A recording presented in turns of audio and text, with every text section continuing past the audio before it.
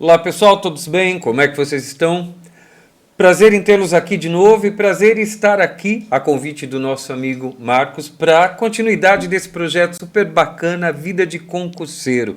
Você que está aí se preparando para prestar um concurso, se preparando para uma prova, se preparando para esse passo bacana, importante e também pesado da vida, tá? A gente está aqui para esclarecer dúvida, para falar muita coisa e para tirar suas dúvidas que você tiver daí. É só escrever para a gente, só mandar suas perguntas aqui, tá bem? Meu nome é Alexandre Silva. Como eu falei, prazer imenso estar aqui e hoje a gente tem uma visita especial, uma visita de muito peso e que vai ajudar muito vocês. Ela é médica veterinária, patologista, mestre em ciência animal, tem especialização em direito sanitário, professora e candidata a doutorado em políticas públicas de saúde e saúde única. Como servidora pública, ela atuou como sanitarista no NASF, na prefeitura na prefeitura de Araçatuba e também como chefe do serviço de vigilância ambiental e vigilância sanitária na cidade de Franca. Principalmente, ela gosta de se dizer assim, ela é concurseira. Mariela Toscano, prazer imenso ter você aqui, seja muito bem-vinda. Muito obrigada, o prazer é todo meu. Inclusive, gostaria de agradecer por esse convite maravilhoso. Espero que a gente tenha aqui uma oportunidade muito legal de agregar na vida de todos vocês. Com certeza. E muito bem-vindo, o Carlos Alberto, que é idealizador desse podcast, idealizador dessa proposta. Para quê? Para ajudar você a passar na prova. Carlos, muito bem-vindo, obrigado. Obrigado, Alex, obrigado, Mariela. É um prazer tê-los aqui com a gente e eu espero que todos absorvam o máximo do conteúdo que vocês têm para trazer aqui para a gente e vamos partir. Vamos lá. Mariela, conta pra gente, antes de qualquer coisa, antes pra gente começar, quem é você, quem é a Mariela? Bom, então, eu sou médica veterinária com formação pela Unesp de Araçatuba. E em Araçatuba também eu continuei minha carreira acadêmica, fiz a residência MEC, que é uma residência financiada pelo Ministério da Saúde, Ministério da Educação, e eu fiz a residência no setor de patologia. Mas essa é uma residência financiada pelo Ministério da Saúde, contudo, a gente acaba tendo ali a especialização, mas também com ênfase em saúde pública. Posteriormente, eu fiz o meu mestrado também na Unesp de Araçatuba, em ciência animal, e depois comecei a minha vida nas prefeituras. Então, eu fiquei durante 2020 como sanitarista no Núcleo de Saúde da Família, da Prefeitura de Araçatuba, e depois fui para a Prefeitura de Franca como chefe do setor de vigilância sanitária e vigilância ambiental. E atualmente sou professora de legislação do SUS e de saúde pública no cursinho A Prova VET SUS. Que bacana. Carlos, para quem está começando a acompanhar a gente agora também, quem é o Carlos? Carlos é um concurseiro nato, né? Eu estou no serviço público desde 2013, foi quando eu passei no primeiro concurso, mas na época era ensino médio, né? Aí quando eu me formei médico veterinário, eu pensei, agora eu tenho que alçar voos maiores, né? Então eu comecei a estudar para concurso, e aí eu vi que não era tão simples como eu pensava, como foi passar lá no primeiro, em 2013. E aí eu falei assim, não, esse negócio aqui não é para amador, para ser concurseiro tem que ser profissional. E aí eu tô nessa. Hoje eu estou em Barbosa, estou muito bem lá, para tirar de lá só concursos federais.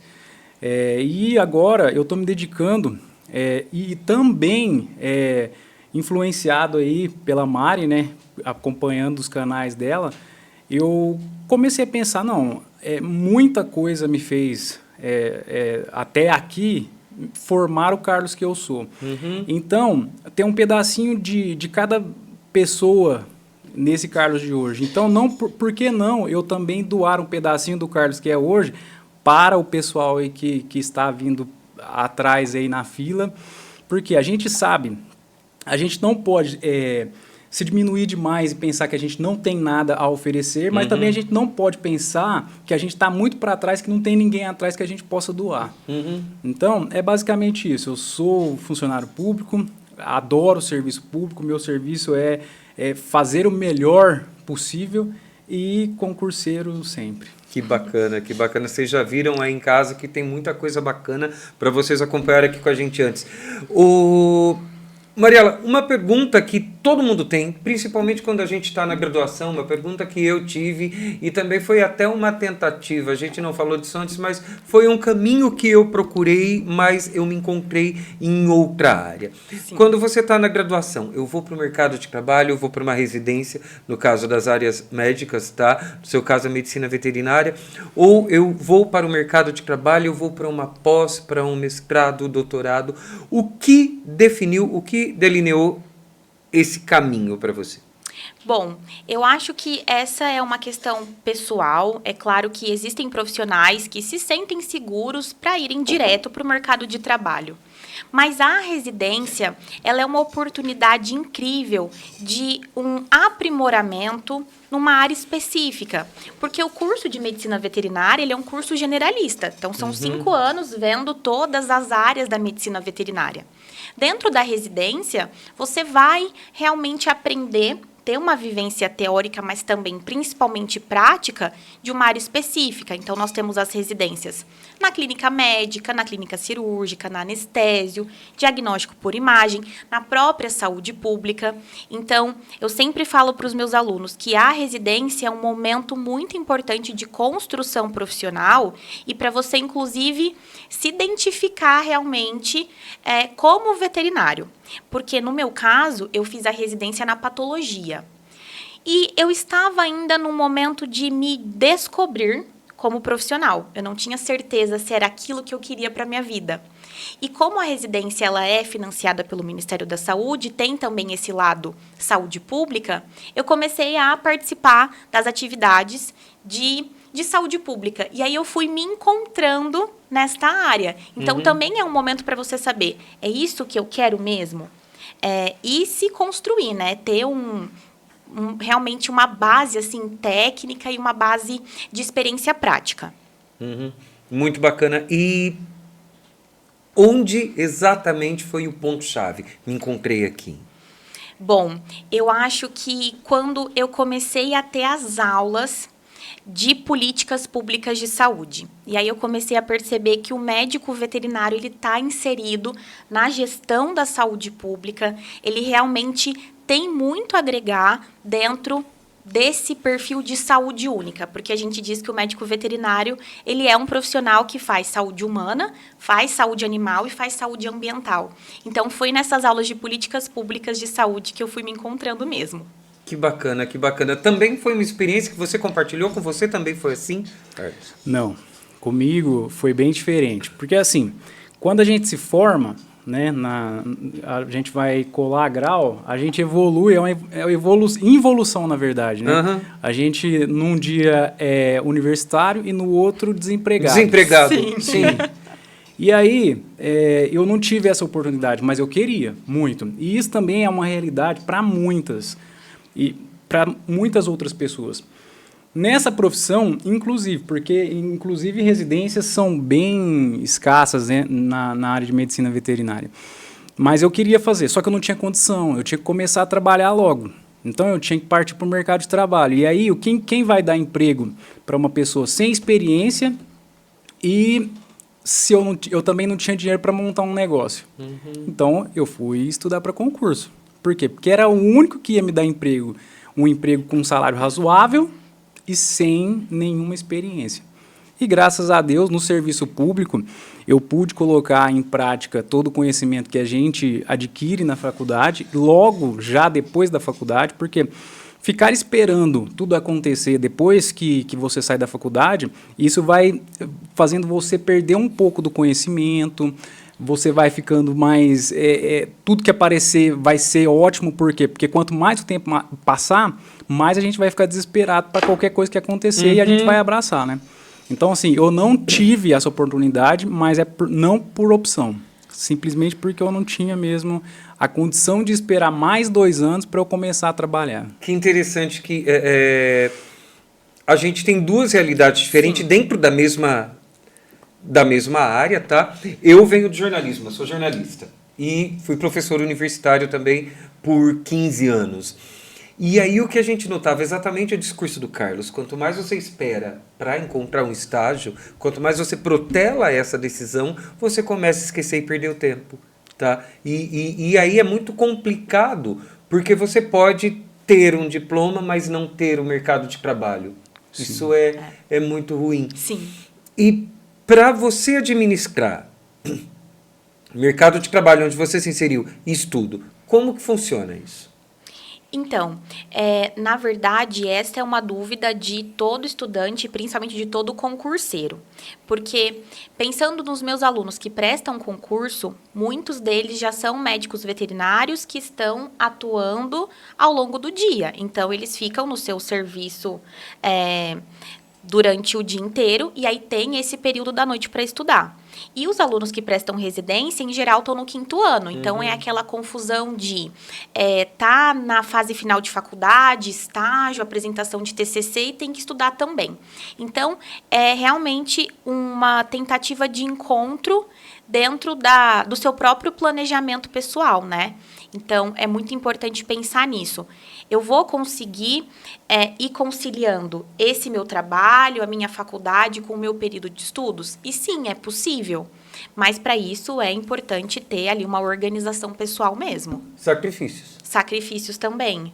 São fases em que você tem uma meta e você precisa estar disposto Prioridades. Também, prioridades. Priorizar aquela sua meta. Vida social fica onde?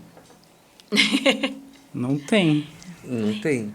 Mas aí é uma questão também muito importante, né? A gente precisa viver essa fase, lutar pelo aquilo que a gente espera, mas, ao mesmo tempo, a gente não pode deixar o nosso lazer, nossa saúde mental, né, de lado. Então, é o equilíbrio, que é o mais difícil da gente encontrar na vida. Para tudo, a gente precisa de equilíbrio. Sim. Em todos os momentos, né? Sim. Eu tava separando uma coisa para perguntar para você e agora veio e eu vou tentar intercalar as duas perguntas para fazer uma pergunta só. Porque assim, você dá aula para alunos que vão prestar residência e para alunos que vão prestar concursos. Isso. E para minha realidade, parece que são dois públicos diferentes. Porque, para mim, pelo menos, né? Vamos ouvir o que ela tem para falar. Eu entendo que o concurseiro, logo que ele sai da faculdade, é aquele cara mais parecido com o meu perfil. E aquela pessoa que pode esperar um pouco mais, ela tende a ir para o lado da residência. São dois públicos bem distintos, ao meu ver. Você sente isso e quais que foram as suas dificuldades? Porque, assim, a gente se conhece, a gente vem falando bastante, né? Mas, assim, eu ainda não sei da onde que surgiu a Mari de hoje. Né, da onde que ela veio. Se você puder falar um pouquinho para a gente a respeito disso, para a gente poder conhecer um pouquinho mais da professora também. Sim. Olha, em relação a essa diferença, eu acredito que existe sim. Até porque o veterinário que está prestando residência, ele em geral quer ir para as áreas das clínicas. Ele quer ser clínico de pequenos animais, mas ele precisa passar pelo processo de prova de residência, em que ele vai encontrar questões, por exemplo, se for área de clínica de pequenos, e também as questões de SUS, de saúde pública, devido ao financiamento do Ministério da Saúde. Já o concurseiro, ele está focado realmente em, de certa maneira, ir para a saúde pública. Então, ele sabe que ele quer ir para uma secretaria de saúde ou ele quer ir para uma secretaria de agroindústria, mas atuar dentro da saúde pública. Então, em geral, os alunos da residência, eles estão ali tentando entender o que é a saúde pública. Eles têm uma certa dificuldade, inclusive, de vamos dizer assim, gostar e absorver legislação de SUS. Porque não é isso que ele quer para a vida dele. Ele quer clínica de pequenos animais. Mas o SUS, ele é ali um espaço até, né, esse período de tempo até ele alcançar a residência. E o concurseiro não, ele já entende que ele vai viver isso o resto da vida dele. Então, ele vai estudar SUS ou ele vai estudar regulamento de inspeção de alimentos para prova e ele vai continuar vivendo isso o resto da vida. E quando eu me formei, eu também não tinha essa ideia de que existiam esses mundos tão distintos, né? E a vida ela foi me levando para esse caminho. Então, quando eu fui entendendo que para que eu conseguisse trabalhar dentro da saúde pública que eu precisaria estudar para um concurso, que eu precisaria entender realmente legislações, eu fui me encontrando. E aí eu fui percebendo que outros alunos queriam a vida de concurso ou queriam a residência, mas não sabiam nem aonde estudar a saúde pública. E aí eu fui encontrando esse mercado de trabalho, né? Que é dar aula sobre isso. Antes da gente entrar um pouco mais específico, traz para a gente, porque assim como o estudante de medicina veterinária não sabe, a população também não sabe essa ligação que a medicina veterinária tem com a saúde pública. Dá um exemplo prático, bem claro. Perfeito. Então, quando a gente fala assim, ó, eu preciso controlar o risco da raiva nos seres humanos. Eu preciso controlar o risco de leishmaniose, esporotricose, leptospirose. São doenças que estão afetando a saúde humana, mas elas estão ali circulando na população animal. Então, 60% ou mais das doenças infecciosas nos humanos são zoonoses, ou seja, são doenças que circulam nos animais. Então, a partir do momento que eu protejo a saúde animal, eu, consequentemente, estou protegendo também a saúde pública. Quando a gente também fala em qualidade de alimentos, olha como isso é importante para o nosso dia a dia, né? Todos nós, consumidores, esperamos encontrar um alimento de qualidade, um alimento risco de perigos. E nisso, livre de perigos, desculpa. E para isso eu vou precisar também de um médico veterinário na cadeia produtiva desse alimento, na produção, na transformação e também o médico veterinário fiscalizando essa qualidade do alimento. Então, de certa maneira, o médico veterinário ele faz sim, direto ou indiretamente também a saúde humana e a saúde pública. Quanto didatismo, né? Quando eu falo de didatismo. De inspeção de alimentos, porque a inspeção de alimentos é uma área, a gente vai falar disso mais para frente, né? Que a gente ainda segue linhas diferentes dos concursos mais altos. Mas inspeção de alimentos é a minha grande paixão. E quando alguém me pergunta isso, eu falo assim, é muito difícil uma pessoa que não gosta de uma coxinha de frango. Muito difícil. E aí, eu dou esse exemplo para a pessoa. Eu falo assim, quando você vai lá, compra uma coxinha de frango e vai dar uma mordida, dificilmente na sua cabeça está que ali dentro tem um animal. E quem é que fiscaliza isso? É um médico veterinário. Quem que dá segurança para você ir lá, comprar uma coxinha que tem um animal morto dentro e comer e aquilo não vai te fazer mal? É o médico veterinário. E aí, as outras vertentes do médico veterinário na saúde pública, que eu inclusive acho que é o profissional que mais abrange saúde pública, porque é desde todas as doenças que ela falou, a maioria das doenças infecciosas, que inclusive muitos outros profissionais não sabem nem o que são. Sim. Somos nós quem identificamos a raiz do problema, como que é o modo de transmissão daquela doença e corta o ciclo, para que não chegue no ser humano. A raiva humana que você citou no começo ainda é frequente? Olha, a raiva ela é esporádica, né? Então, na verdade, assim, a raiz dela é uma raiz endêmica. Então, se a gente for pensar no perfil da doença, é uma doença endêmica. Mas, a nível de casos humanos, nós temos esse relato mais esporádico. Mas ainda acontece. Inclusive, recentemente, nós tivemos, agora ainda em abril, um caso de raiva humana. E o senhor que contraiu a doença, ele segue internado, mas, infelizmente, a taxa de letalidade da raiva é de 99,999%. São raríssimos os relatos de sobrevivência. Então, ela ainda existe e ainda é muito importante aqui no Brasil.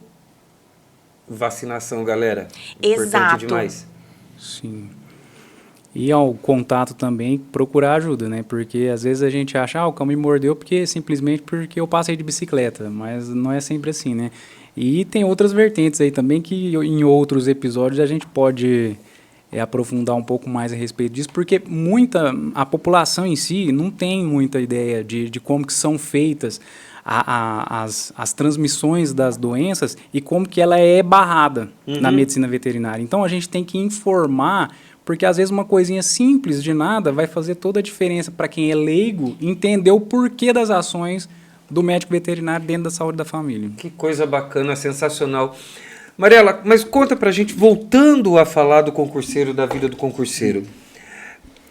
Qual o planejamento que uma pessoa que quer se voltar com toda essa importância, e eu acho que muita gente vai repensar um pouco o papel dele na profissão agora, como que a pessoa tem que se planejar para esses estudos? Como que isso deve ser feito desde o período da faculdade a quando você já está formado numa residência ou numa secretaria, por exemplo? Bom, eu acho que o primeiro passo é entender o tipo de edital que você pretende prestar.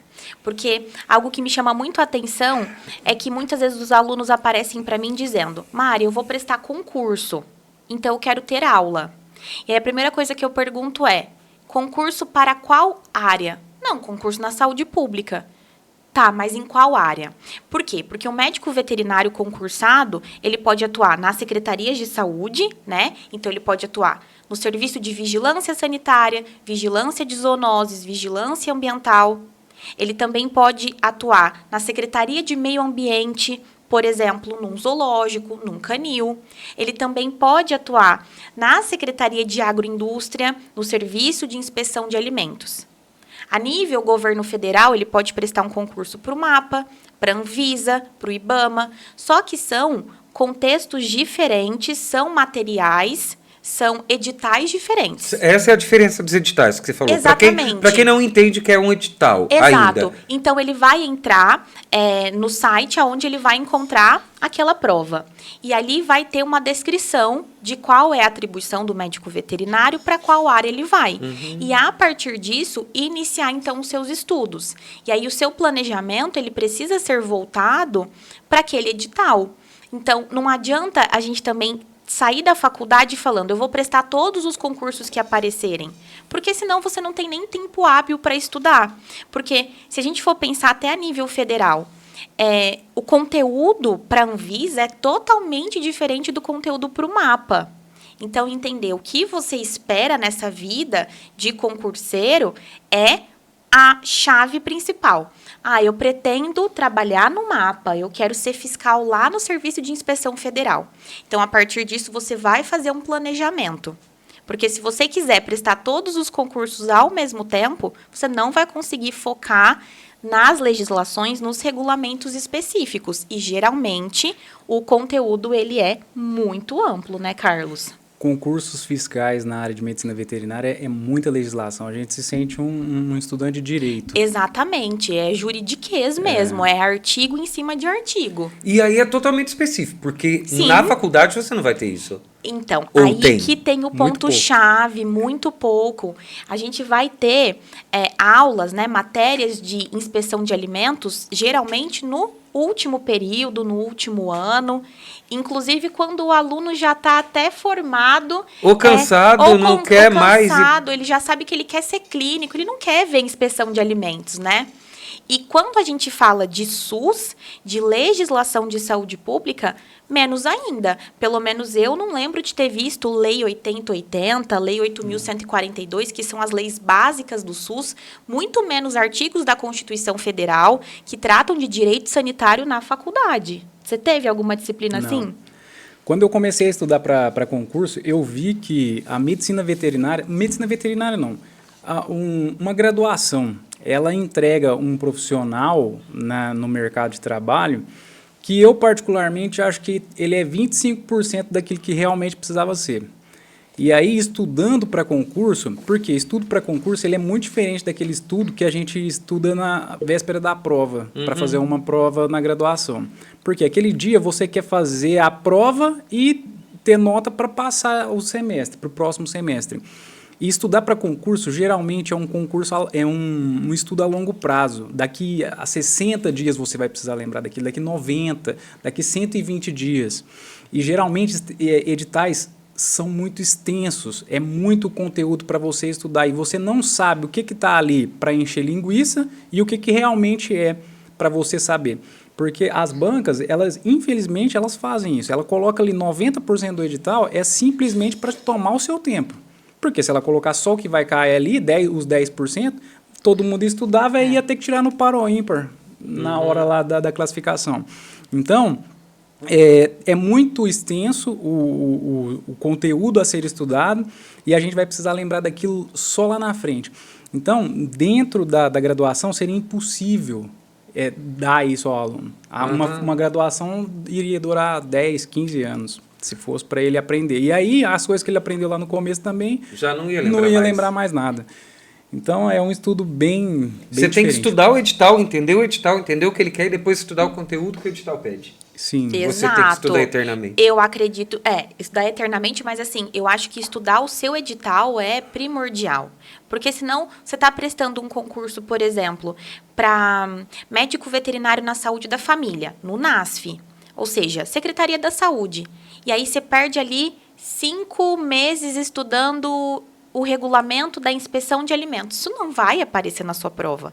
É um assunto de saúde pública, sim, mas não cai nesse seu edital. Esse seu edital quer que você saiba Política Nacional de Atenção Básica, quer que você entenda a construção legal do Sistema Único de Saúde, não quer que você saiba o regulamento do mapa de alimentos. Então, tem que entender o edital. Isso é a base para começar a estudar.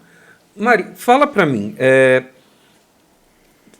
passado essas etapas ou compreendidas essas etapas, Sim. é possível a gente dizer hoje o que é mais rentável para o médico veterinário? Qual caminho é mais rentável? Essa é uma pergunta que deve ser feita ou que não? Você diz no sentido de ser mais rentável a vida de serviço público ou privado? Olha, eu acho que isso é muito, muito variável. É relativo. É relativo, porque se a gente parar para pensar, né, no salário de um médico veterinário concursado a nível federal, talvez seja difícil na vida privada você alcançar esse salário. Mas para concursos municipais, inclusive eu estava comentando isso com o Carlos, ele estava me falando, nossa, tem prefeitura pagando aí quase que um salário mínimo para o médico veterinário. Enquanto você pode ter um médico veterinário dentro de um hospital veterinário particular, fazendo exames, por exemplo, um ecocardiograma, um eletrocardiograma num animal e ganhando, acho que 5, 6 vezes mais do que esse veterinário na prefeitura. Então, é bem relativo. Depende. Eu acho que, assim, depende do perfil da pessoa. Porque, assim, nem sempre o que vai ser mais rentável vai fazer aquela pessoa ficar naquela atividade muito tempo. Ou feliz. Então, assim, a pessoa tem que ganhar o suficiente para ela se manter, né? E ter também um certo conforto, uma certa satisfação de estar exercendo aquilo ali. Então, assim... Por isso que tem muita gente que fala assim, eu fui no fulano de tal, assim, entrei na sala dele, estava com a receita pronta e já me entregou e nem me perguntou o que eu tinha, né? Muita gente já ouviu falar isso, né? Às vezes, simplesmente, eu fiz aquela faculdade, eu entrei naquela profissão pensando só no que eu ia ganhar e não se eu ia ser feliz fazendo aquilo. Então, assim, eu não trocaria de forma nenhuma o serviço público pela vida privada. De forma nenhuma. Se algum dia não existir mais serviço público para médico veterinário, eu vou fazer outra coisa. Sabe por quê? Porque, assim, na faculdade, eles não ensinam, você aprende tudo. Clínica, cirurgia, tudo. Inspeção, doenças zoonóticas, mas eles não te ensinam que você vai ter que ser empresário. Nossa, talvez em nenhuma, né? Esse ponto talvez chave em nenhuma. Fazer a administração de um hospital veterinário, de uma clínica, dos seus próprios clientes e dos tutores desses seus pacientes, é algo que eu acredito que seja uma dificuldade muito grande para todo médico veterinário. A gente até tem uma disciplina ou outra de administração, de economia rural, mas não tem a base. E aí, realmente, na vida privada, ir atrás de lucro, ir atrás do tutor, e você tá tendo que, assim, correr atrás diferente daquilo que você vai ter no serviço público, que é uma estabilidade financeira. Então, você pode passar por pandemia, você pode passar por transformações políticas e econômicas, e você tem a sua estabilidade ali. Férias. Então, tem férias, 13º, tem... atribuições definidas.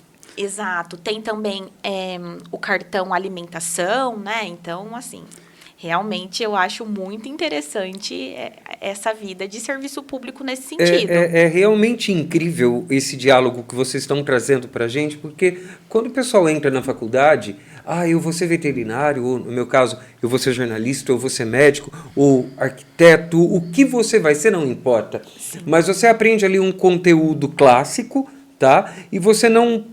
De início, você acaba não aprendendo as possibilidades que isso tem. Uma coisa que acontece muito com a gente no jornalismo dentro da faculdade.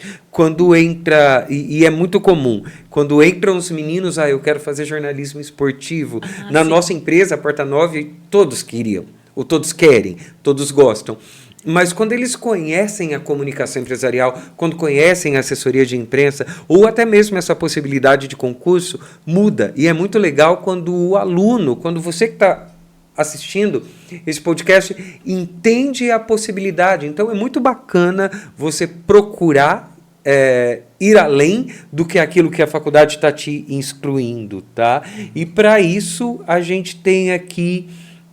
fala pra gente como que funciona o Aprova VetSUS. Bom, então esse é um cursinho preparatório para as provas de residência e de concurso, mas com ênfase realmente na saúde pública. Então, eu estudo os editais que estão ali por vir, né?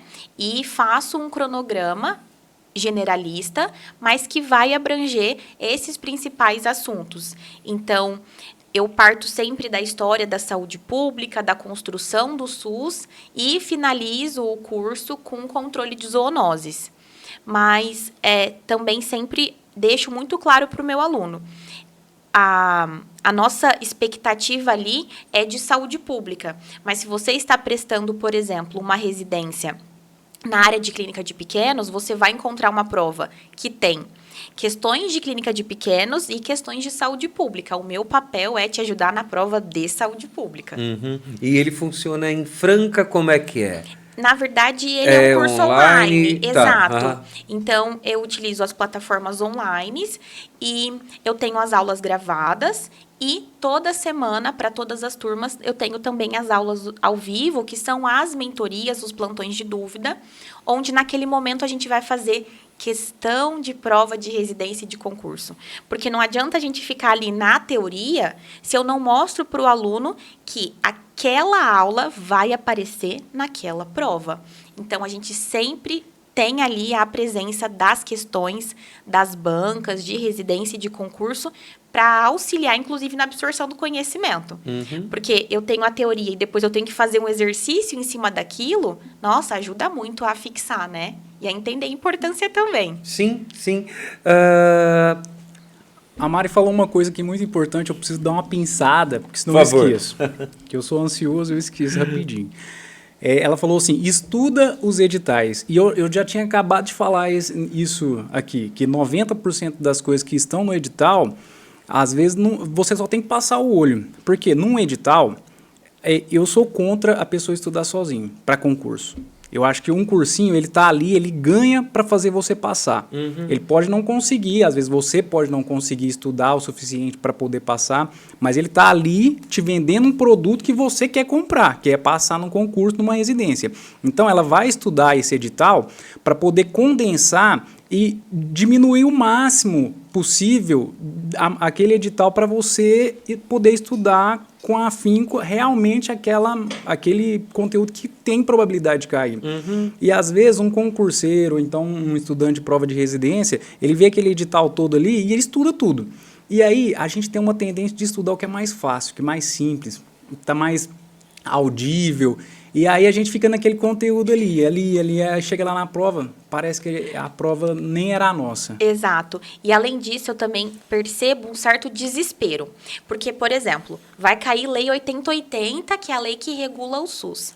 Aí o aluno abre o site do governo federal e encontra a Lei 8080 de 1990. E se depara com 55 artigos. E naquele juridiquês, né? Então, os artigos, eles foram... 55 artigos viram quantas páginas, se Exato. a gente for falar assim? Deve virar umas 30, 40 páginas, se ele for realmente imprimir na íntegra. Então, são artigos com vários incisos e aí vem aquele desespero.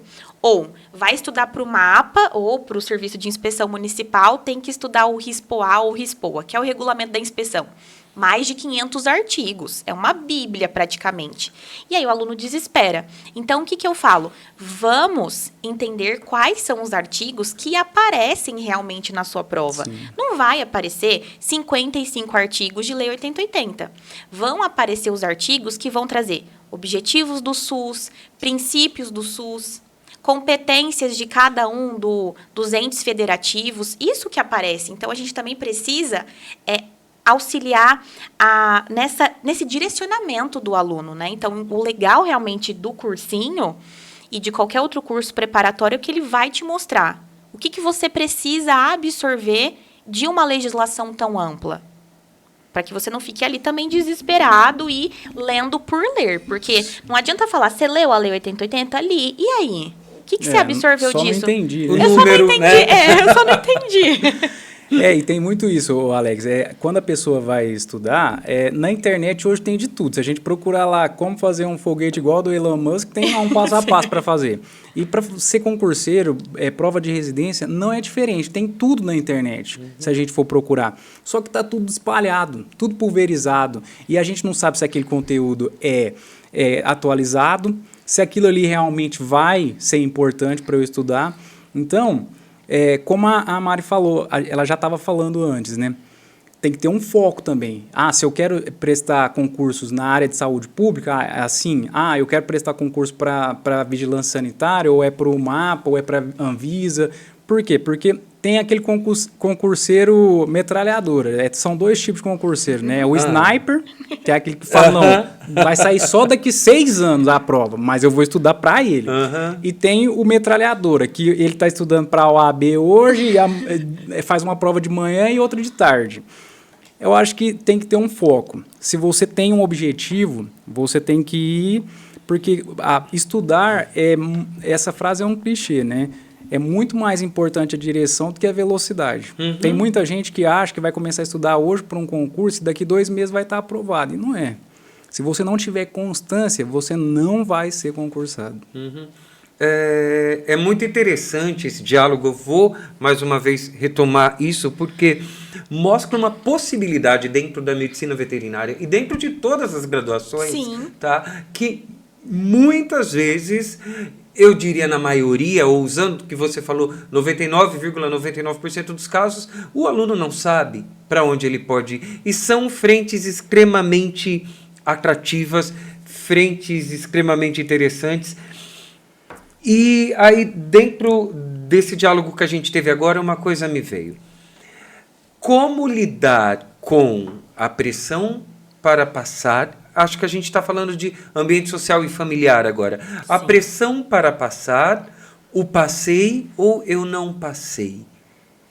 Até onde tentar? Como tentar? O que eu faço com aquela tia distante, a tia velha que vem e fala, você tem que passar na prova, você tem que passar. Uma pergunta você já passou, né? Você já tia, mas faz só 8 anos que eu estou estudando. Você já quer que passa. Tá a evolução da tia. Onde estão as namoradinhas ou os namoradinhos? Agora você já passou na prova? Porque o seu primo, ele passou em primeiro lugar no concurso do INSS. Tá ganhando 20 mil. Mas foi em 1972, né? No meio daquele... Eles pegavam no laço. No meio dessa tem também a tia que fala, mas quanto que você ganha? O que você faz dá dinheiro? Eu acho que existe muito, assim, muito fortemente essa questão da pressão social, da pressão externa e também da pressão interna. Pelo menos eu, assim, sou uma pessoa que eu me pressiono muito e aí eu acabo pensando, será que eu também não corro o risco de talvez pressionar também meus alunos? Eu sempre penso muito nisso. Então, eu sempre falo assim para eles, se vocês estiverem ansiosos, me mandem uma mensagem, conversem comigo. Então, antes da prova, um dia antes, eu faço questão de mandar uma mensagem para todos os meus alunos e pergunto, você está assistindo um filme na Netflix? Não, estou estudando. Então, você vai fechar o seu livro agora e você vai assistir um filme muito gostoso na Netflix, comer uma pipoca, vai descansar e vai se divertir. Porque esta pressão interna e externa, ela pode te levar ao fracasso. Ela pode te levar a chegar no momento da prova e simplesmente ter um branco. E a gente sabe que isso acontece. Talvez você tenha o aluno mais preparado, que estudou por mais tempo, acertou todas as questões do simulado, e ele chega na hora da prova e ele erra as questões assim mais simples. Por quê? Porque a pressão foi mais forte. Então, eu acho que quando a gente fala em concurso, em prova de residência, a gente não pode deixar de pensar em saúde mental. Eu acho que fica em primeiro lugar. Na vida hoje, né? Na vida, com certeza. Tem 2 tipos também, né? O dia que você vai fazer a prova você quer passar ou você precisa passar? E aí, esse você precisa é muito mais pesado. Aconteceu isso comigo. A primeira prova que eu prestei para concurso médico veterinário, porque quando eu passei lá em 2013, eu nem queria passar no concurso. Então, eu fui tranquilaço fazer a prova. Passei em primeiro lugar também. Mas já em 2019, que foi quando eu fui prestar uma prova para o concurso de São Sebastião. Era praia, estava todo mundo querendo que eu passasse, porque eu ia morar na praia, ganhar um dinheirão, e só eu estudava, né? Todo mundo queria que eu passasse, mas quem só dependia de mim. E aí eu devia ter feito isso que eu vou falar agora. Fazer provas sem o compromisso de passar, para você ter aquele ambiente. Eu, particularmente, gosto muito de ir na porta da escola. Engana a prova. Tô nem te vendo. Então, no dia anterior à prova, não é dia de estudar. Como eu sou adepto a essa filosofia aí. Se você não aprendeu até na véspera da prova, esquece, vai fazer a prova. Você não vai aprender no sábado de tarde. Relaxa, descansa. O cérebro da gente é um músculo que trabalha o tempo inteiro. A gente tem que chegar lá descansado para poder fazer a prova. Cheguei em São Sebastião, me deu uma dor na nuca, eu travei, eu não sabia fazer nada. Eu escrevi meu nome e depois eu não sabia por onde eu ia começar. Eu devia ter feito algumas provas antes, porque eu estudei 4 meses para ir fazer essa prova. Eu devia ter feito a prova antes. Eu não fiz isso, que é ir na porta da escola no sábado. Por quê? A gente estava vindo para o estúdio aqui agora, o GPS mandou a gente em um lugar diferente. Já pensou se acontece isso no dia da prova? Comprometeu 4 meses de estudo. Por quê? Porque pode acontecer um acidente, furar um pneu. Então, eu vou na porta da escola e falo, é aqui. Eu gosto de estar num ambiente pela segunda vez. Eu tenho isso também. Então, estar pela primeira vez é meio desconfortável para mim. Então, a prova, você chega lá, você vai, muitas vezes, ter um salário ali que é 3, 4 vezes o que você ganhou na vida. É um emprego que ninguém vai perguntar muita coisa, só seu nome, CPF e aonde você mora. E a única coisa que você tem que fazer é preencher um papel melhor do que os outros que estão em volta. E isso tudo parece ser tão simples, mas na sua cabeça não vai ser simples. Nossa. Qual é a relação, só um minutinho, qual é a relação dos concursos que você fez com lugares onde tem praia e água? É uma brincadeira. São Vicente, agora Barbosa. Não, tá? São Sebastião. São Sebastião. E Canané. Canané foi a última. Legal. Eu passei agora. Tem realmente uma relação, então, com natureza. Ele quer ir pra praia. Ele quer estar perto, desculpa. Não, imagina, é porque essa questão do Carlos, ela foi muito semelhante para mim. O primeiro concurso que eu prestei, na verdade, foi um processo seletivo, porque era um cargo temporário, né? Foi como sanitarista no NASF de Araçatuba. Eu fui para a prova, assim, eu estava no mestrado, eu trabalhava num laboratório à noite, então eu fui tranquila. Bom, vamos lá ver como que é fazer uma prova, né? E fiquei em primeiro lugar. Em um mês, entrei no NASF de Araçatuba. Perfeito. Aí, fui convidada para ser chefe do setor de Franca, da vigilância. E fiquei na vigilância. Bom, abri o concurso para médico veterinário da vigilância. Imaginem a pressão, porque eu era a chefe do setor que ia prestar o concurso para ser concursada, para ser funcionária assim como todos os outros. Então, eu tinha o secretário de saúde me perguntando como foi a prova, o prefeito me perguntando como foi a prova, toda a minha família e os 150 funcionários, servidores da vigilância me perguntando, e aí, Mari? Passou, né? Você já estava no cargo, né? E eu já estava no cargo. Imagina essa pressão. Nossa. É quase que se eu estivesse sendo testada. Porque se você não passar, por que você é a nossa chefe? Vocês conseguem entender essa pressão? Sim. Gente, eu cheguei na prova do concurso e eu transpirava tanto e eu comecei a ter, assim, uns brancos, sabe? Porque eu dou aula de saúde pública, eu amo o que eu faço e tinha questão que eu olhava e falava, gente, o que está acontecendo? Meu cérebro tá bugado, sabe? E acabou que eu fiquei em terceiro lugar. E, claro que aguardo ser chamada, né? Espero que meus outros 2 concorrentes não tenham interesse, mas fiquei em terceiro. E poderia ter ficado em primeiro, assim como no outro concurso. E o que me impediu de ficar em primeiro lugar? Nervosismo. Nervosismo, eu tenho certeza. Mas o seu nervosismo era diferente dos 2 que passaram na frente, Com certeza. né? Porque eles estavam fazendo uma prova para entrar e você estava fazendo uma prova para não sair. Também. Então, era mais complicado, eu acho. E né? quase que uma validação, né? Porque você tem essa pressão A de... validação é uma palavra pesada quando é com a gente. Exato. Eu já estava ali, fazia muito tempo, passei a pandemia com todos aqueles fiscais, com todas aquelas pessoas, mas eu estava sendo testada novamente. Mas esse tipo de pressão é maior, porque é igual um pênalti, né, na final da Copa do Mundo. O goleiro, ele tá ali, se pegar, pegou. Os 2 que estavam na sua frente, se passar, passei. Agora, o cobrador, se ele errar, ele não vai, né? Ele não passa. Exato. E eu acho que talvez isso também aconteça com quem está prestando a prova sentindo a pressão familiar. Mas se você não passar, o que você vai fazer da sua vida? Porque eu, como pai e mãe, vou lavar minhas mãos. Eu já te sustentei seus 5 anos de faculdade, agora se vira. Então, também existe esta pressão de é agora ou nunca, né? E não deveria ser assim. Porque a gente já tem vivido essa pressão desde a época do vestibular. Do vestibular. Então, eu vejo hoje crianças de 10, 12 anos fazendo provas muito difíceis no colégio e pensando se elas vão passar na USP, na Unesp, na Unicamp. Gente, criança tem que ser criança, né? Então, a gente já tem vivido essa pressão desde a época do vestibular. Aí tem essa pressão na hora da formatura, tem a pressão na hora do concurso, da residência. E tudo isso vai sobrecarregando mesmo, né, o estudante.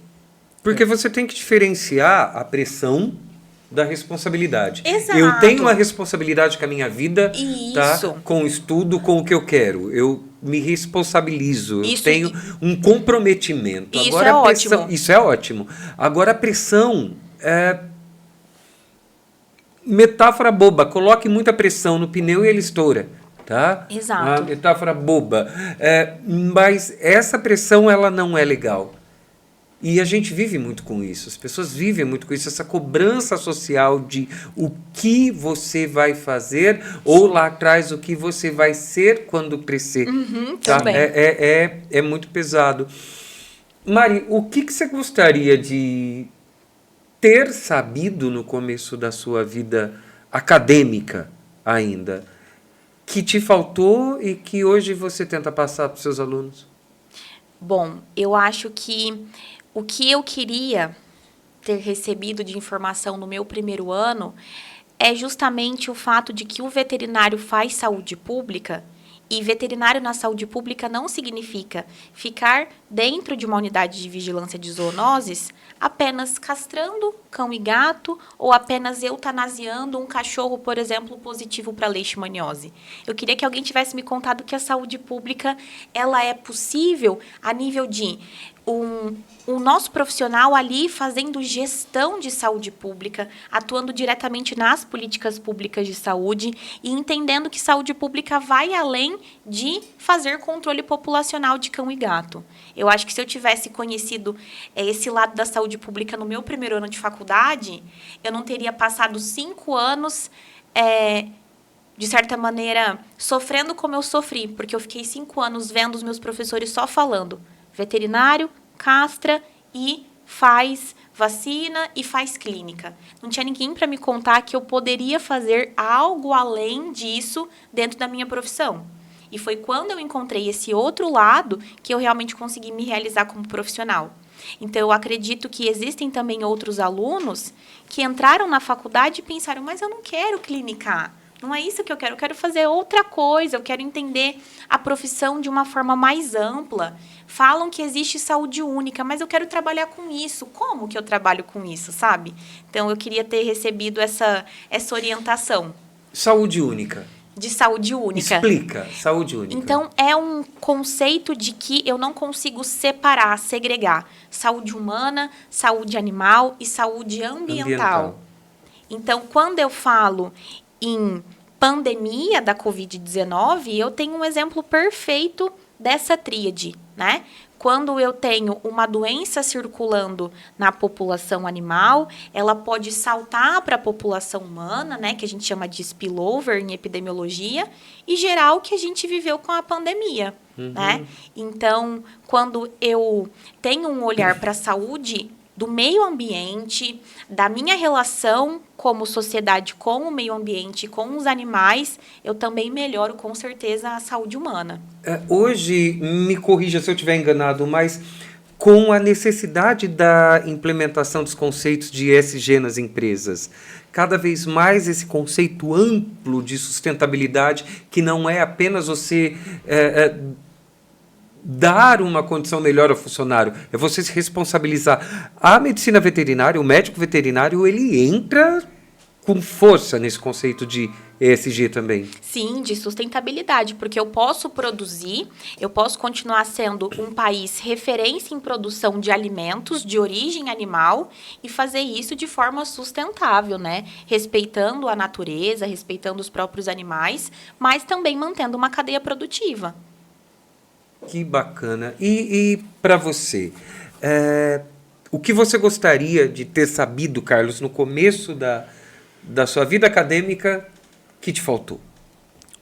Eu já entrei na faculdade um pouco mais velho, né? Então, assim, eu tive uma sorte que muitos, às vezes, tiveram o contrário, né? Às vezes eu não tive a sorte de entrar cedo, para sair mais cedo da faculdade, mas eu tive a sorte de entrar um pouco mais maduro.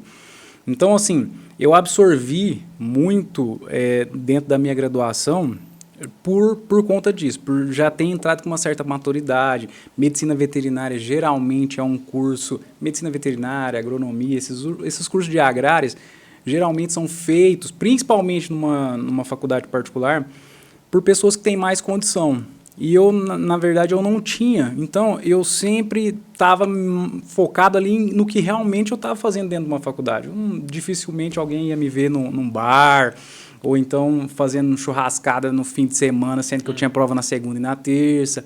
Então, eu creio que deu para eu absorver um pouco mais. Só que lá, no comecinho, no primeiro ano, se eu soubesse como seria... Se eu tivesse tido mais contato com alguém com o meu perfil, o perfil que eu tenho hoje, que é de concurseiro, de prestar, fazer serviço público, se eu tivesse tido mais contato com uma pessoa desse perfil, eu teria feito a faculdade diferente. Porque eu não sabia como que isso ia ser me cobrado, entendeu? Hoje a gente faz assim, a gente estuda a teoria, né? E aí a gente vai nas questões. O importante é fazer muitas questões para errar bastante também, porque a gente aprende quando está errando. E aí, na faculdade, eu estava absorvendo, mas eu não sabia como que aquilo ia ser me cobrado na vida. E se eu tivesse tido contato com uma pessoa assim no serviço público, então se eu soubesse, porque eu não sabia, a faculdade ela te induz a achar que você vai ser o rei da cocada preta quando você se formar. E não é assim. E a faculdade ela tem um viés de tentar te mostrar tudo que é prático. E eles usam até isso no marketing. Aqui tem prática desde o primeiro ano, não sei o quê, não sei o quê. E a Mari estava falando aqui as coisas que realmente para ela era importante. E se você fazer isso na faculdade, você vai perder aluno. Por quê? Porque ninguém quer isso. Ninguém quer essas coisas que são mais teóricas, mais chatas de serem estudadas, mas que são muito importantes. Só que faz parte do perfil dela e também do meu. E aí, se você não vai partir para a clínica, aquela prática toda que é feito o marketing na faculdade, não, aqui tem prática desde o primeiro ano, não sei o quê, não serve de nada. Entendeu? Então, assim, a gente tem que saber na faculdade você dar oportunidade a todas a todos os caminhos para você realmente descobrir o que você quer. Porque eu, quando entrei na faculdade, achei que eu ia sair de lá mexendo com um touro de rodeio, e tem um monte de vertentes para você seguir. Sim. E se você, na faculdade, identificar a sua o quanto antes e já começar a trilhar o quanto antes para aquele caminho, vai ser mais importante, vai ser melhor. Às vezes, quando você fala isso, me vem uma coisa. Às vezes as faculdades, elas vendem as sonho. possibilidades, não, além de vender o sonho, e de repente, ok, você vendeu o sonho, mas você vende algumas partes desse sonho erradas. E isso acaba levando a pessoa a entender que no serviço público você vai entender muito de lei, você vai entender muito de regras e você vai ficar sentado numa mesa assinando papel. Não é. No serviço público você Sim. atua, você tem a prática do serviço público. Claro, você não vai estar ali castrando um cachorro ou um gatinho, mas você tem a prática, é como uma orquestra. Tudo funciona com a prática e tudo funciona interligado. Sim, com certeza. E essa questão de talvez ter mais professores mentores na área da saúde pública também seria uma forma de mostrar para o aluno que ele pode seguir outras áreas dentro da medicina veterinária. Então, não adianta a gente tentar convencer um médico de que o veterinário faz saúde pública se você não convence o próprio veterinário. Então, não adianta também as faculdades que têm a residência continuarem cobrando legislação do SUS se você não tem SUS dentro da faculdade, né? Então, talvez repensar essa grade para que ela seja mais atrativa para todos os perfis dentro da faculdade, não apenas para o perfil que vai clinicar. Porque senão você tem aquele outro aluno que quer trabalhar com alimentos, ou que quer trabalhar com pesquisa, que quer trabalhar na parte científica e ele não se sente motivado para isso, porque ele não tem nenhum mentor, nenhum professor mostrando, olha, você pode ir, inclusive, por exemplo, para uma área de conservação ambiental.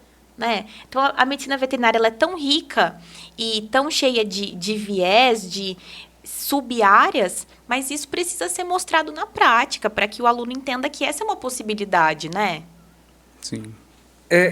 Você acaba, ou pelo menos acabou para mim, de desmistificar, tá? Um curso. Às vezes a gente mitifica tanto um curso, uma situação, dentro do jornalismo, como eu falei. Na sala de aula, no primeiro ano, a gente recebia alunos que queriam ser o William Bonner, Fátima Bernardes, agora Maju Coutinho, tá? Era o que a gente recebeu por muito tempo. Sim. Hoje, nós recebemos o cara que quer ser o William Bonner ou a Maju, seja lá quem for. Recebemos quem quer ser Ana Maria Braga, recebemos quem quer ser o youtuber, o blogueiro, o influencer, o especialista em jornalismo esportivo. Dentro da nossa área, da minha área, se pulverizou muito todos os braços. E é realmente encantador ver que dentro da medicina veterinária, onde quem está de fora, por isso esse bate-papo com você, Maria, ele está sendo extremamente engrandecedor para quem está na área, quem não é, ou quem só tem o gato e leva o gato para tomar vacina, tá? Que é o meu caso. Eu tenho 3. Está sendo muito interessante com vocês porque está desmistificando uma área, uma profissão, e mostrando quanto ela é importante para todo o equilíbrio social. Sim. E o mais importante, né, que também é o que cai no fim do mês. Uhum. Essas áreas aí são áreas que às vezes tem um certo preconceito, porque assim, na faculdade, na universidade, o aluno, ele não quer aquele negócio que tem muita teoria, que é muito engessado. A gente não acha nem quem quer, do grupo, colocar o trabalho nas regras de ABNT. É aquela briga para ver quem... Não, eu apresento, mas não vou colocar no ABNT. E aí, essa área, que é a área que a Mari segue, é uma área que, se você não tiver um certo incentivo da faculdade para ver... para identificar quem que tem esse mesmo viés, para poder formar mais profissionais, vai ser mais complicado. Por quê? Porque para todo mundo é difícil. Fazer isso na graduação para todo mundo é difícil. A gente não vai conseguir colocar o SUS dentro da faculdade, desde os primeiros anos lá, facilmente. Por quê? Porque isso perde aluno. A medicina veterinária em si já é um curso que tem muita dispersão. Começam 10, termina 2, 1, entendeu? Então, a gente tem que identificar, sim, essas pessoas e, inclusive, para quem pensa só no que vai ganhar, o serviço público, principalmente nessa área, é um dos que mais estudam? Por quê? Porque para clinicar, você vai estudar sim, mas são coisas mais práticas, que você vai vendo, palpando, é mais fácil de estudar. Aquilo que você não vê, que você não palpa, que é muito juridiquês, é mais difícil de você absorver, de você ter contato com aquilo todo dia. A cabeça da gente não é feita para isso. Então, a gente precisa mesmo, como a Mari falou, colocar mais, ambientar isso mais na faculdade. Por quê? Porque senão a gente vai formar cada vez menos alunos nessa área, né? Ainda bem que tem os cursos particulares, né? Que bacana. E uma coisa que eu noto em algumas experiências que eu tive, quando a pessoa vai dentro da faculdade, o professor, falar sobre legislação, ABNT... Chega a doer. E aí é algo que eu estou vendo em você. Você fala sobre isso, mas com uma simpatia imensa, muito. Com uma leveza imensa. Isso é muito bacana. Obrigada. Tem professor que chega e fala, vamos falar sobre a ABNT. Eu estou aqui no meu pódio de majestade e vocês são o sabiá. Tá? Eu sei, aprendam comigo. É muito importante encontrar professores como você que não sou que eu sei. Eu aprendi há um pouco mais tempo e vamos compartilhar. Isso é muito interessante. Minha primeira formação é história. Eu me lembro de uma situação em que a gente estava fazendo um seminário com base em um autor específico que a professora gostava muito. E na conclusão do garoto ali, do outro grupo que não era nem o meu, ele falou, olha, mas eu discordo desse tal autor, porque eu acho... A professora olhou para ele e fez assim, mas quem é você para discordar de Pierre Robesbal? Eu me lembro dessa frase até hoje. Sim. Ou seja, não teve compartilhamento ali, tá? Exato. Mas, assim, eu sempre tive esse viés voltado para a área mais da licenciatura, né? Uhum. Então, durante a graduação, na Unesp existe um incentivo muito grande, que é o cursinho da Unesp preparatório para os vestibulares. Então, são os alunos da Unesp dando aula para os alunos se prepararem. E aí, eu fui dar aula de literatura. Então, eu comecei a entender que eu posso falar do assunto que for, mas se eu não colocar isso dentro da realidade do estudante, ele não vai absorver. Como que você vai mostrar para um aluno de 17 anos um autor de literatura, sendo que ele está mais preocupado em conhecer atualmente uma dancinha do TikTok? Uhum. E como você vai mostrar para o médico veterinário que ele vai atuar utilizando o código sanitário do Estado de São Paulo e que isso vai ser algo legal? Então, não adianta a gente falar de Lei 8080, de Código Sanitário, de qualquer legislação ou política de saúde, sem mostrar que isso faz parte da prática, que isso é uma coisa interessante e tirar desse modelo engessado. Porque já é difícil se interessar. Se for de uma forma engessada, eu perco todo o meu público também. Eu juro mesmo, quando eu chegar em casa hoje, eu vou estudar a Lei 8080. Ai, a gente falou tanto dela hoje que eu fiquei... Vou ter que usar ela para alguma coisa. Não, e a gente usa mesmo. Como cidadão, como usuário do SUS, Sim. A gente precisava mesmo ter conhecido lá no colégio. Todo brasileiro precisa conhecer a Lei 8080. Eu vou estudar a Lei 8080. Vale a pena. Já caminhando para a nossa conclusão aqui, Mari, uma dica de ouro para o concurseiro. Bom, eu acho que é o planejamento. Então, em primeiro lugar, entender o que você espera nessa vida pública, em qual área você pretende seguir dentro do serviço público, e a partir do momento em que você identificar quais são as suas expectativas, os seus editais, você precisa começar a ter um planejamento de estudo.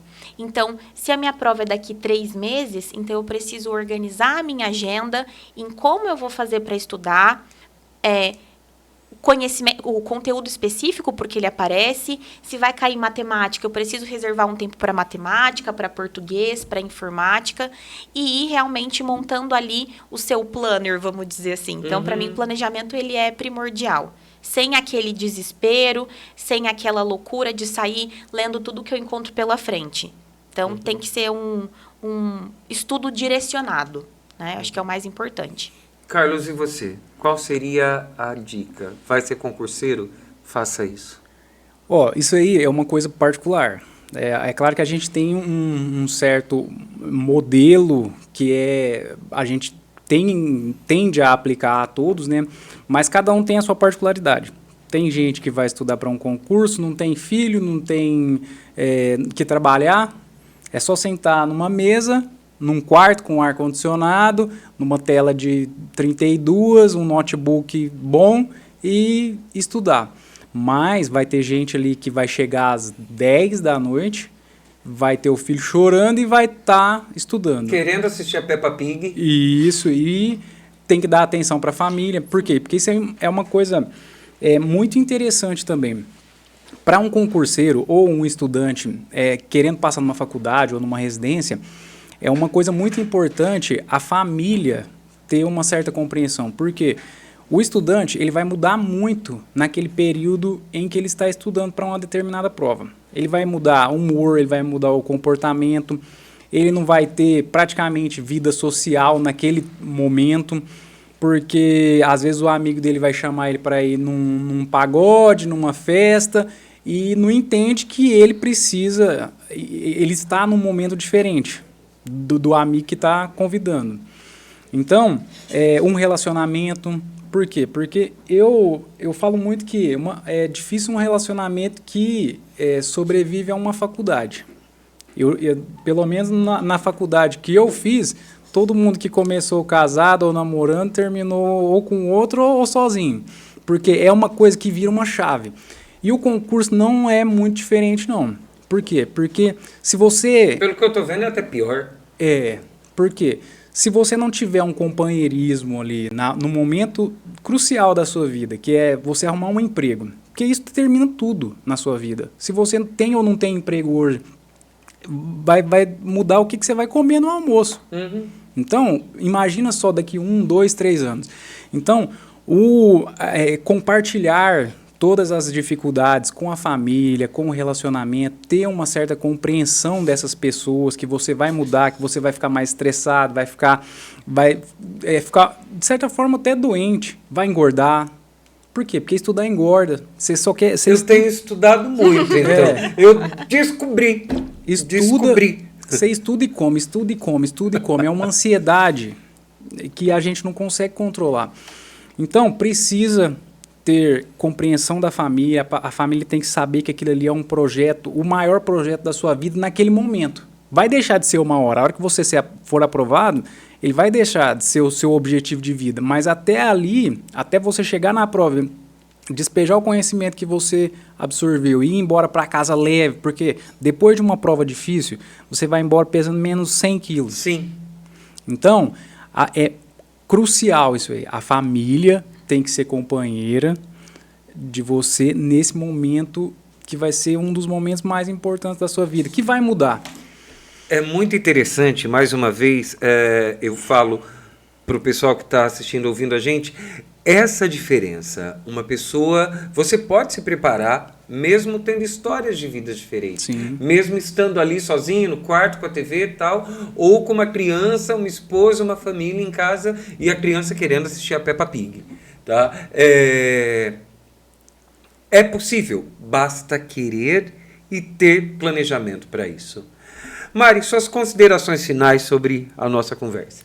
Bom, em primeiro lugar, eu gostaria de agradecer ao convite do Carlos. Eu fiquei, assim, extremamente feliz de poder, assim, estar aqui e compartilhar um pouco dessa experiência de vida, porque talvez quando um aluno olha e fala, nossa, ela conseguiu, ele conseguiu, talvez ele não consiga reconhecer que ele também pode ser essa pessoa, ele também pode conseguir alcançar esse objetivo e que ele também precisa entender que também foi difícil para nós, né? Então, a gente precisa passar esse apoio e ser uma forma de compartilhar mesmo que é possível para todos e que nós estamos aqui para justamente dar esse apoio para todos, Sim. né? E eu sempre falo, no Aprova VetSUS, o meu apoio não é só técnico, eu também quero dar um apoio de compartilhar um carinho, de compartilhar um apoio realmente emocional para esse meu aluno. Então, poder demonstrar que para mim também não foi fácil, eu também tive minhas dificuldades, eu também tive os meus nervosismos, eu também transpirei muito na hora da prova, e de que nós estamos todos juntos nessa, né? E que todos podem se sentir apoiados. Exatamente. Carlos, e você? Qual seria o seu recado final, suas considerações finais para... Primeiro quero agradecer Mari por todo o esforço que ela fez para estar aqui hoje com a gente. Quero agradecer você também, Alex, por Sim. toda a desenvoltura que você vem aí Eu com que esse nosso agradeço projeto. pelo convite. Acho. Você está fazendo toda a diferença aí no nosso projeto. Eu quero te agradecer mais uma vez. E o que eu quero dizer é que, como a gente falou no primeiro episódio, difícil para todo mundo. Mas até eu publiquei uma frase essa semana no Instagram, que comece de onde você está. Por quê? Porque isso é uma frase assim, não é frase motivacional não, porque eu não gosto dessas coisas. Mas são coisas que às vezes, naquela hora, para aquela pessoa vai fazer bem ouvir aquilo. Porque a gente sempre fica postergando. Eu vou fazer isso quando eu fizer aquilo. Eu vou pertinho ali, não vai ser muito longe não, passear, mas não vou não porque eu tenho que fazer isso no carro e não sei mais o que e tal. Então, a gente sempre está deixando alguma coisa para depois por conta de detalhezinhos. E não é assim. Comece de onde você está. Se eu tivesse pensado direito quando eu comecei faculdade, eu não tinha feito faculdade. Se eu tivesse pensado direito quando eu comecei a estudar para concurso, eu não tinha começado a estudar para concurso. E hoje eu não seria aprovado, funcionário público, e com uma certa estabilidade que muitos dos meus companheiros que naquela época de faculdade eu via e estavam à minha frente, eu falava assim, cara, se eu tivesse um pouquinho mais de condição, talvez pudesse ser mais fácil esse meu caminho aqui. E hoje eu vi que passou igual um foguete, entendeu? São, às vezes, eles agora que estão olhando para frente e falando assim, nossa, vou tentar ir por esse caminho também, porque esse cara aí fez, e com tantas dificuldades que a gente via na faculdade, então por que eu não posso fazer? Então é isso. Vamos começar de onde a gente está. Complementando até o que você falou, do começar onde a gente está e ficar olhando do lado. A gente tem uma mania péssima. Isso também não é papo de autoajuda. Eu vou ser melhor do que A, melhor do que B, melhor do que C. Sim. Você está concorrendo com quem? Na vida, onde é que está esse ranking? Tá, existe a cobrança social, mas meu único concorrente sou eu. Meu único concorrente sou eu. E qual é a minha meta? Tenho metas? Tenho, mas a minha meta é diária. Eu quero chegar em casa, botar as crianças para dormir, brincar com os gatos e deitar com a cabeça tranquila. Para no outro dia, às 5:30 da manhã, começar tudo de novo e levar os três para a escola. Sim. Pessoal, muito obrigado. Só uma coisinha, claro, antes de você falar o meu obrigado. É que, assim, o áudio não tem imagem, né? Então eu falei que essa questão aí da gente ficar se comparando. Mas é porque, assim, quando a gente está passando por aquele momento, Ariano Suassuna que fala isso, né? Tudo que é difícil de passar é bom da gente contar. Uhum. Quando eu estava naquela dificuldade toda e seguindo um caminho que, para mim, estava focado e que praticamente só eu acreditava que aquilo fosse dar certo, e às vezes nem eu olhava do lado assim e pensava, esse mesmo dinheiro que eu estou gastando para isso, eu estou vendo fulano fazer isso, e vivendo e fazendo uma coisa e outra, e eu não estou. Porque estudar, fazer faculdade, prestar um concurso, fazer uma residência, é você abdicar de algumas coisas, é você renunciar a certas coisas. Uhum. E você vai ver outras pessoas fazendo coisas que também daria para fazer e que não está errado, não, está certo também. Uhum. Mas cada um tem um objetivo na vida. E aí você pensa, eu pensava assim, cara, se não der certo, eu tô ferrado, porque tá todo mundo vivendo e eu não tô. E eu tô indo por um caminho que parece que eu olho do lado, não tem ninguém me acompanhando. Será que é eu que tô errado ou será que sou eu que tá certo? Graças a Deus eu tava.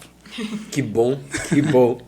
Pessoal, mais uma vez, muito obrigado, Mari, muito obrigado, Carlão. Eu que agradeço. Pela conversa, pelo conhecimento, pela troca de conhecimento, por me ensinarem tanto hoje. Muito obrigado pelo convite de estar aqui compartilhando e podendo entrevistá-los, tá bem? E, pessoal, quem quiser continuar essa conversa, por gentileza, todas as nossas redes sociais estão aqui, todos os canais que vocês podem entrar em contato com a gente, continuar a conversa com o Carlão, continuar a conversa com a Mari. E uma coisa muito bacana, sugestões. Quer saber mais sobre algum tema? Manda pra gente e vamos conversar. Muito obrigado. Esse foi A Vida de Concurseiro. Até a próxima edição. A gente espera vocês. Muito obrigado. Muito obrigado.